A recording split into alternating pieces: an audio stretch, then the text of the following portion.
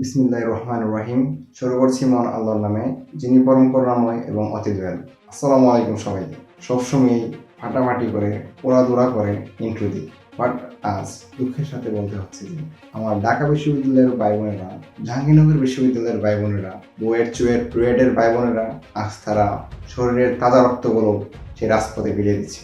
যেখানে আজ তাদের কোনো উইকলি এক্সাম কিংবা কোনো হাফ ইয়ারলি এক্সামের জন্য প্রিপারেশন নেওয়ার কথা ছিল, কিন্তু আজ তারা সেই রাজপথে আন্দোলন করছে। তারা কেন আন্দোলন করছে? কোটা সংস্কারের জন্য তারা মূলত আন্দোলন করছে। তারা প্রথমে কিন্তু শান্ত শৃঙ্খলভাবে আন্দোলন চালিয়ে গেছিল, কিন্তু পরবর্তীতে বিপত্তি ঘটে। তো এখান থেকে এজ এ স্টুডেন্ট হিসেবে এবং এজ এ ইয়াং হিসেবে, এজ এ ইউথ হিসেবে একটা কথা বলতে চাই আমাদের বাংলাদেশের গভর্নমেন্টের কাছে। আমি হাম্বল রিকোয়েস্ট করতেছি যে আমাদের দেশের ইয়াংরা, ইউথরা তারা যে আন্দোলনটা করতেছে, তাদের আজ কিন্তু পড়াশোনা করার কথা ছিল। তারা আজ কোনো ইয়ারলি এক্সাম বা হাফলি এক্সাম কিংবা উইকলি এক্সামের প্রিপারেশনের কথা ছিল, কিন্তু তারা আজ আন্দোলন করতেছে কোটা সংস্কারের জন্য। তো আমি গভর্নমেন্টের কাছে হাম্বল রিকোয়েস্ট করতে চাই যে আমাদের বাংলাদেশের যে ঢাকা বিশ্ববিদ্যালয়ের ভাই বোনেরা, জাহাঙ্গীরনগর বিশ্ববিদ্যালয়ের ভাই বোনেরা এবং বুয়েট চুয়েট রুয়েটের ভাই বোনেরা যেভাবে তারা আজ আন্দোলন করছে, এই আন্দোলন করতে গিয়ে যারা শহীদ হচ্ছে তাদেরকে কিন্তু আমরা আর কখনো ফিরে পাবো। যারা আহত হচ্ছে তারা তো হচ্ছে, কিন্তু যারা শহীদ হচ্ছে তাদেরকে কিন্তু আমরা সেই মেধাবী ছাত্রদেরকে আর ফিরে পাবো না। বাংলাদেশের একটা মেধাবী ছাত্র বাংলাদেশের অনেক বড় সম্পদ হয়ে দাঁড়াবে একদিন ইনশাআল্লাহ, কিন্তু সেই মেধাবী ছাত্রগুলো যদি আজ শহীদ হয়ে যায় তাহলে তাদেরকে আমরা কোথা থেকে পাবো? তো এখান থেকে বলতে চাই যে স্টুডেন্ট হিসেবে যে আমাদের দেশে যে কোঠা নিয়ে আন্দোলন করা হচ্ছে, এটা সুস্থ এবং সুন্দর একটি সমাধান চাই আমাদের গভর্নমেন্টের কাছে, এবং আশা করি গভর্নমেন্ট ইয়াংদের এবং ইউথদের কথা কখনো ফেলে দিই না। তিনি সবসময় প্রায়োরিটি দিয়ে, ফার্স্ট প্রায়োরিটি হচ্ছে ইয়াংদের।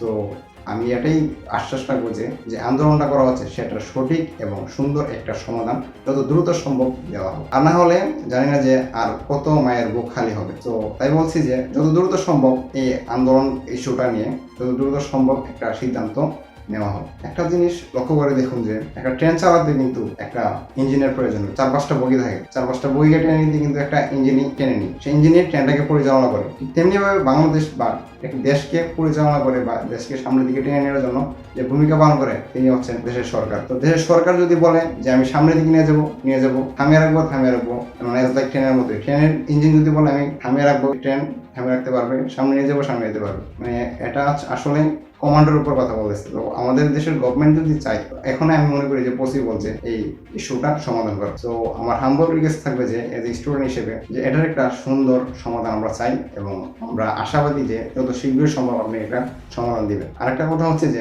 আমাদের দেশে যে শিক্ষার্থীরা দেশে পড়াশোনা করে তারা বাইরে চলে যায়, বা বাইরের যে সুকুন মামারা তারা যেভাবে ধরে বাইরে নিয়ে যায়, অর্থাৎ আমাদের দেশের মেধাবী ছাত্ররা দেখে তারা বাইরে নিয়ে যায়, তাদের দেশে নিয়ে আমাদের দেশের মেধাবী ছাত্রদের মাধ্যমে তাদের ন্যূনতম জিডিপি অর্থনীতি সচল রাখতে বাংলাদেশের বা আমাদের দেশের মেধাবী ছাত্ররা ন্যূনতম 0.1% হলেও তারা ভূমিকা পালন করে। যদি তারা আজ আমাদের দেশে থাকতো এবং আমাদের দেশে কিন্তু জিডিপি বৃদ্ধি পেত এবং আমাদের দেশের অর্থনৈতিক চাকা সচল রাখতে তারা ন্যূনতম 0.1% হলেও তারা ভূমিকা পালন করতো। সবচেয়ে দুঃখের বিষয় হচ্ছে স্টুডেন্টরা যারাই যায় তারা বাইরের সুযোগ সুবিধা পেয়ে সেটেল হওয়ার চেষ্টা করে বিভিন্ন উন্নয়নশীল কান্ট্রির দিকে। তো এটা হচ্ছে সবচেয়ে দুঃখজনক বিষয় যে তারা যদি সেটেল হয়ে যায় তাহলে বাংলাদেশের তারা পড়াশোনা করে নিজের জন্মভূমিকে ছেড়ে, নিজের জন্মভূমির সুখ দুঃখে যারা দেশে থাকার কথা ছিল, কিন্তু তারা বাইরে গিয়ে সেটেল হয়ে যায় এবং সেই দেশের জিডিপি বাড়াতে তারা সাহায্য করে এবং তারা সেই দেশের অর্থনীতি সচল রাখতেও ন্যূনতম পরিমাণ সাহায্য করে। কিন্তু তাদেরও কিছু করার নেই, কারণ তারা সুযোগ সুবিধা পায়, দেশ হয়ে চলে যায়। এরকম ভাবে চলতে থাকে তাহলে ইঞ্জিনিয়ার বাংলাদেশে পড়াশোনা করে বিশ্ববিদ্যালয়ে ইঞ্জিনিয়ার হয়, তারা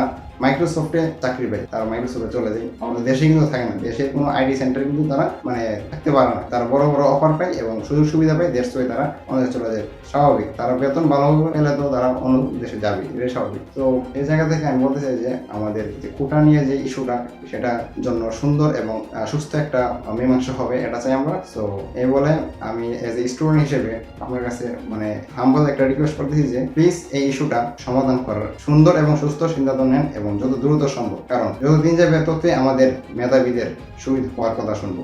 তো আমরা যেন আর কোনো মায়ের বুক খালি না হই, সেটার দিকে লক্ষ্য রেখে যত দ্রুত সম্ভব আমাদের এই ইস্যুটা সমাধান করার জন্য হাম্বল রিকোয়েস্ট করছি। তো আমি এই বলেই আমি আমার বক্তব্য শেষ করছি, এবং যদি ভিডিওতে কোনো রকমের ভুলভ্রান্তি হয়ে থাকে ক্ষমা সুন্দর হিসেবে দেখবেন।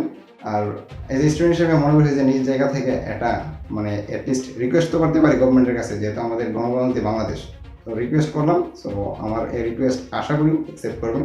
তো ভালো থাকবেন, সুস্থ থাকবেন। আসসালামু আলাইকুম।